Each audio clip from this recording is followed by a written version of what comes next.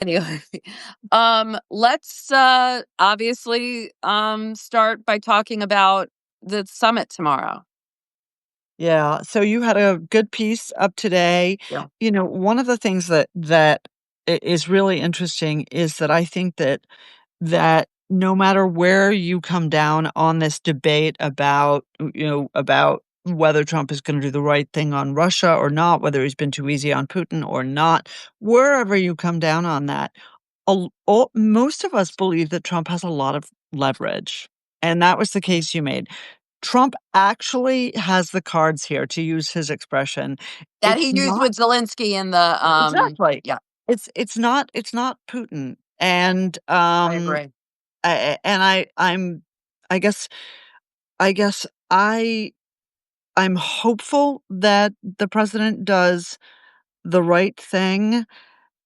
We were talking about it just in our family because there's a lot going on, and so we've been working a lot on this, all of us who do foreign policy in my family. Um and one of my kids said, "How can Trump believe incorrect things about the war?" And I said, when you have staff like Steve Witkoff that tell you falsehoods, when you have people Well, like Tulsi. expand on that. Well, just so folks understand, obviously Steve Witkoff, envoy to the stars, he solved Gaza, he's solved Iran, and now he's on his way to Yeah, solve not a lick of Ukraine. policy experience, but is basically the de facto national security advisor. I mean, he's certainly the point man on a lot of issues where he has no proven value. I'll Right. give you that one. And no proven Um, experience. and no proven experience, but not just that. You know what?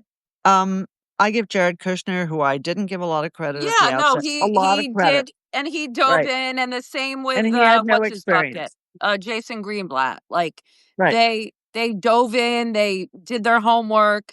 I mean, he just kind of got on his jet. Wyckoff just got on his jet with his girlfriend and just kind of, showed up for dinner with Putin. Right, and doesn't seem to be game to do the hard work, seems really enthusiastic about believing every lie that Vladimir Putin tells, and there are a lot of those, and he passes them on to the president. And so there are people like, Marco Rubio, there are people like Mike Waltz, there are people like Keith Kellogg who need to counter this narrative, but they face up against the likes of somebody like Tulsi Gabbard, who is still, even though you and I said she was going to be fired, still the director of national intelligence, And and also, still. Vance isn't exactly pro Ukraine. And he kind of said something a couple of days ago, like, we're out of this Ukraine business. Or, I mean, he's not exactly like a, positive influence in this discussion. So what troubles me the most about this is I'm willing to believe that Steve Witkoff doesn't know what the hell he's doing. Okay. I'm willing to believe that Tulsi Gabbard is a nut job, uh, because I've seen that. I know that JD Vance isn't stupid. And, you can make an argument. I think there are arguments out there that, that we're not as invested in Ukraine. What I don't happen to agree with them. I think they're false and I think they're invidious. But that he would make these suggestions, he is the one who is actually the bad guy here because he's smart enough to know better, unlike Stephen Tulsi. Anyway, notwithstanding all of those guys, I am, and I say this with some inside information, cautiously optimistic that what Donald Trump is looking for in his meeting with Vladimir Putin is a willingness to have a ceasefire, not And a a serious negotiation. not a sectoral ceasefire. In other words, not a ceasefire where there are no drones, or there's a ceasefire where I don't hit this area, or a ceasefire but we don't hit that area. But an actual full-scale ceasefire, verifiable, and that is the basis for discussions. And what one of the other things that really made me optimistic, and again, you know, I could be a dupe here, but one of the other things was that he said, "This isn't up to me. We're gonna have a ceasefire, and then I'm gonna get Putin and Zelensky together. They've already shopped venues, they've already tried to figure out where it's gonna be." So, in that regard, I'd say a lot of the worry that you had and I had a few days ago has dissipated. Could it all go south? Oh my God, it could. I mean, let's go back to the leverage idea. My Yeah. argument is that, look, um, there are two things going on. There's the security of Europe and the West and the transatlantic relationship and Ukraine. And then there's kind of Trump. Two things about Trump. A, he, thinks he's this self-professed, art of the deal. That's why I called my piece the art of no deal, because Trump needs to do what he did with Kim Jong Un, his lover boy, in when they met in, was it in Singapore or Hanoi? When he No. when he said, no, you know what? This is not the kind of deal that benefits anybody. Sorry. And he walked away. Mhm. And so Trump, I think Trump is torn between his affection and his desire to have a better relationship with Russia, and his desire to kind of call that he has a deal, with the fact that he has a lot of leverage. And I think Putin would respect him more, frankly, if if he told him to fuck Totally. off. Totally. Listen, I agree with And you do you think completely. Trump realizes that? Of course he does. The one thing I'll say about this is I don't think that Donald Trump has any doubt about what it is that got Putin to this meeting, right? What got Putin to this meeting was Donald Trump's imposition of sanctions. What got him to this meeting was a sense that the worm had turned in Washington. Now, you can make the argument, and there's definitely a credible argument here, that they shouldn't be meeting at all, that Putin should be doing I what he don't. needs to do because the meeting is a reward. But that's always the problem with Donald Trump. Right. He does want, you're right. He wants to be the deal maker. So I think there's a very important question here, which is, does Donald Trump recognize that Putin thinks he can play him for a fool? That's the tipping Well, point. look, he said it before, but the problem is then, we've heard this all along, like Trump listens to the last person in the room, but it's really with Putin, with his charm offensive. Does he leave that room thinking, does you know, Putin put some magic spell on him in the room, and then he walks out like he did so many other times, and all of a sudden it's Zelensky's fault again. So We think he has the right mindset going Zelensky's into the fault. meeting, right? He Zelensky's seems. fault was Zelensky's fault. He burned a lot of goodwill, and that is not We've talked dissipated. about that. I don't disagree, but the war was not Ukraine's fault Of course not, or and Zelensky's completely fault. not. No, it was neither Zelensky's fault nor anybody Well, but you heard what Vladimir he said Putin's fault. today. It's everyone's fault. It's everyone's Well, fault. look, again, he loves the idea that he can go into a negotiation and that he behaves in a balanced way towards everybody. That's not my attitude toward negotiation, but fair enough. He has his own approach. That's fine. If he does the right thing, if this comes out the right way, that's what matters. Because look, at the end of the day, wanting to end this war is not an evil and bad thing. Wanting to end this war so that Russia can position itself to come back at a later date in a more advantageous position is wrong. But wanting people to stop being killed, that is not is no matter what. That's not a bad goal on Donald Trump's part. And so, let's just hope that this goes that this goes well. I also We'll see think, tomorrow. yeah, I also think that what Putin is probably going to try to do is, and if you look at the delegation that he's bringing like a lot of financial people, and he's going to try to broaden this out. This is a summit. Has Trump recognized who the aggressor is in Ukraine? I mean, some days. um, that's from Cash, um, Cash Flow Collective. Um, but That I doesn't think feel like a real name. I like it. Anyway, I like cash flow, and if it's collective, then bring it to us. Bring it on. Bring it to Bring it me. on. So I think that Putin is going to try to broaden this out, make it more like, the Yalta idea that two big nuclear powers, maybe I'll throw in a nuclear agreement that's been really important to Trump, that, that's expiring in February. Let's make this more about the U.S.-Russia relationship and less about Ukraine is just one issue. Mm. And I think that could be attractive to Trump. And Trump forgets like what's at stake when he walks into this meeting. Could happen. Could happen. I don't wanna say it won't happen, um, uh, because it's a possibility. We'll just have to see what happens. I hope that Donald Trump has experienced enough of Putin's lies, what Donald Trump himself called Putin's bullshit, Bullshit. that he doesn't fall for it again. But, look, Putin is nobody's fool, unfortunately, Hey, and so who's this from? Marnie. Nothing the orange felon does is ever the right thing. I'm gonna challenge you on this. And this is Danny and I have had this conversation a lot. We have to be able to call these things, we have to be able to call balls and strikes. And I'm not, you know what I mean? Like, I'm not above if he does something that's right, saying that he does something is right just because it's Donald Trump. We have to be able to give credit where it's due, because then when he does shitty stuff, it has, more legitimacy when we say this stuff is shitty instead of just labeling it all shitty. I think we have to call it on the merits. I wouldn't say that you necessarily do that on Biden, and I'm not a huge fan about Biden myself, but maybe that's because you just haven't seen any good things that he does.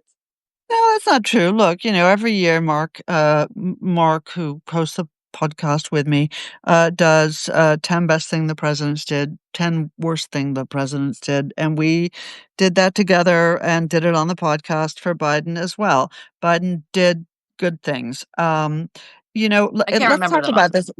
Let's actually talk about this for a second, because I mentioned it to you and because I wanted to talk about it. Um, this is the issue. Um, you do need to be able to call balls and strikes. You do need to be able to look at the challenge that faces us in the country and recognize that sometimes you may not like the person, you may not like their methodology, And they you may may do a lot not of like terrible things. and you may not like their language, but at the end of the day, they are identifying something real. So, one of those real things is, obviously immigration. Um, and again, crazy to act like it's not a problem, because it was, and that was the perception of the public, and that's just that was right. So, I told you that S.E. Cupp, who used to be is she still with CNN. CNN? I think she's a contributor. She doesn't have a show anymore, but anyway, she's around. So Eric Erickson quoted her, today. S.E. Cupp is a conservative commentator. She's very anti-Trump. Yeah, she's very Um, anti-Trump. Very she's a anti-Trump. nep she is I don't really like the expression, but she is something of a never Trumper. And, that's fine too. Um There's nothing wrong with that. But he posted he posted a litany of hers about democratic behavior, and in this case, it was about crime, right? So, again, do we believe that there's a problem in the nation's capital with crime? The answer to that is, yeah, there is. You and I have talked about this, right? Do you know anybody in DC who has not been touched by the crime epidemic in No, our one of my city? really good friends, I was telling you, one of my really good friends was kidnapped at gunpoint, or sorry, carjacked at gunpoint. Um ki- but what we were talking about, and I don't necessarily, I think it's a little early on the DC kind of quote unquote takeover. I mean, there's a lot floating around about what the National Guard is going to do. It seems right now, anyway, they're mostly guarding national buildings. But anyway, I mean, I live in DC. There is a lot of crime. I live in this area that is a little Edgy. edgy. um and I'm scared to go out at night sometimes. Some nights more than others. Right. Alone anyway. So, um And you there's a know, reason. Look, the data is really clear here, well, the on data this isn't stuff. clear because some data says that the crime is the lowest in 30 years, you know. Yes, that's bullshit, if I Okay, if but I what I'm may saying coin a is the phrase. data, you say the data's clear, the data's not clear. Actually, shall I cite it to you? Cite The your data data that you have. Well, I can cite it from the FBI and from the police. The only way that you get data that suggests that crime in DC is less troubling than it was 30 years ago, mind you, it's not 1995 anymore, is if you change the definition of what Of it is. crime. Uh-huh. Right. So if you narrow sexual assault to only rape, then the number of sexual assaults has gone down. But if you keep it at sexual assault, it's gone up astronomically. If you talk about shootings, if you talk about Okay. youth crime between Oh, yeah. 2019 I mean, these and kids are like 12 2020, and 13 years old. Like, uh, Elise, this one It's kid tried to doubled. like hit me with their car. Or I don't know. And Jesus I actually I took a license plate and I went to a cop and I said, he goes, I said, could you, told him what he did. And he said, let me run the plate. And the car was like stolen. And I'm talking like by a 13-year-old or something like that.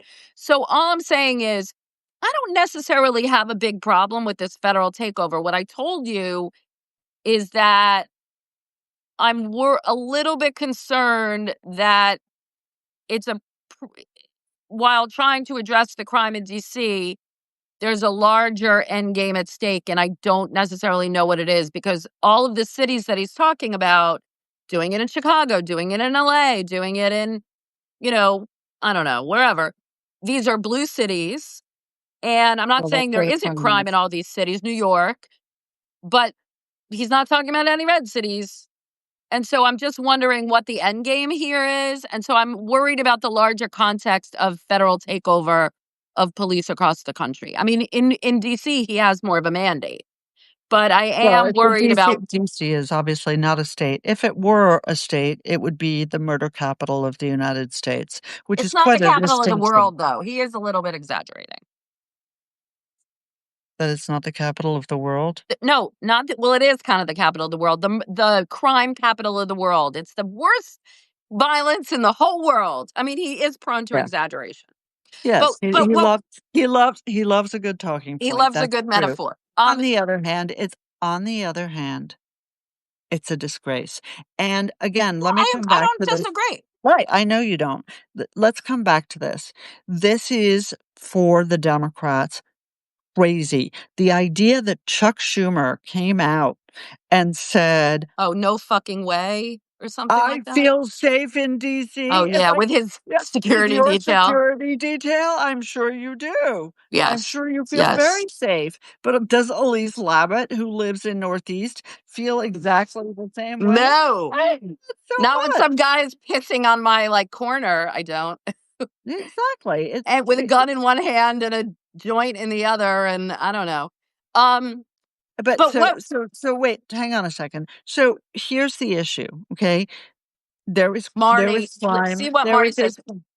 I can't see it. Memphis has way higher crime rates, but you don't see Trump moving the National Guard in there. Wonder why. I'm Well, sure it has nothing to do with it's a first of all, Memphis does have extraordinarily high Yeah, crime no, I rates. mean, that's Uh, exactly what I was just saying. Like I said, there is, a statute for him to be able to do this. I'm just going to look and see what happens in other states. And this discussion will continue about like where and why. Two things, if I can just finish this one fucking Yes, thought. please. Thank you. The point here is not whether the takeover is good or it's not good. The point here is not that whether we want to argue about statistics or not. The point here is that there is a problem. The victims of this problem are disproportionately poor. They are disproportionately, in the district at least, Black and Hispanic. And the idea that you should turn around and your first reaction on the part of the Democratic Party should be, this isn't happening, is insane. I mean, The even right Mayor response Bowser is, is ambivalent at best about it, I think. but both Schumer and Hakeem Jeffries, who was, and will again be the Speaker of the House, said there's not a crime problem in the District of Columbia. Now, that is the wrong attitude. You can say Trump's solution isn't right. You can say he's not handling it the right way. You can say a whole series of other Yeah, things. yeah, But to deny that there is a problem is yeah. exactly the road they went down with immigration. And it is to deny that there is a problem that everybody Right, sees. right, right. It's like the problem with inflation. Yeah, Don't tell people that their freaking eggs don't cost more when they know that they do. Instead, talk about why your solution is going to be is better. better. Is better. But Yeah, this don't is tell the people problem. not to believe their lying eyes. The Democrats don't have ideas. They just have, complaints. Anti-Trumpism. Exactly. And All right. Well, wait a minute. this Wait is a minute. fatal. This is part of a larger issue, and I want to get to the Smithsonian because Please. it fits into this idea. I'm, I'm very, there are a lot of things I'm very, disturbed about in this administration. But when I heard what was going on with the Smithsonian, that the administration is going to conduct, you know, this review in order to present a rosier kind of, which is the Smithsonian is supposed to be independent, is about like to project this kind of rosier, more uplifting view of American history. I don't believe in rewriting history. I didn't believe it when people wanted to, tear down the Confederate monuments or rename any of these army bases because I didn't think that these people were racist or, own slave or pro-slavery or anything like that. No, that's not why, because I believe that we learn from our mistakes and these monuments or whatever are testaments to how America grows.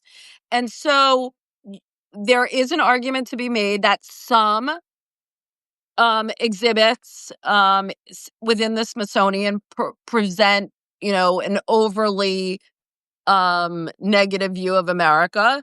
But I don't think that that the federal government should then take over an independent organization of chronicling American and world history and try to It's rewrite not an it. independent organization. It's funded by the U.S. taxpayer. So don't mistake those two things.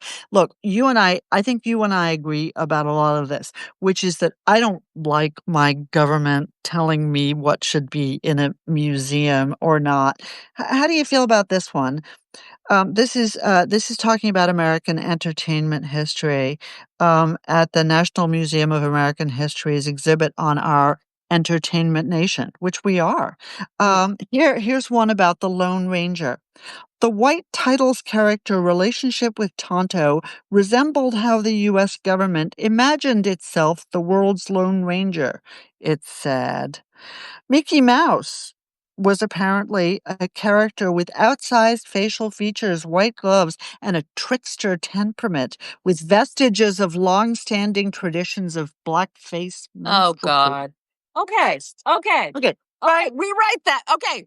Okay. get Fine. that out of there. No. Okay. Get that out of there. However, I also don't believe in taking Jackie Robinson off a website or like Absolutely. calling slavery like a challenge that the Americans I just think we need to be very careful about this. And okay, so appoint an independent board of scholars and historians to do some of this. But like there is and we both talked about that there is this kind of overcorrection Right. of That's right.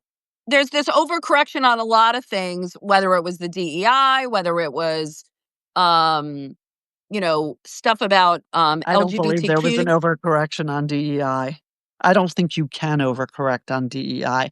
But yes, look, You know what I'm talking about.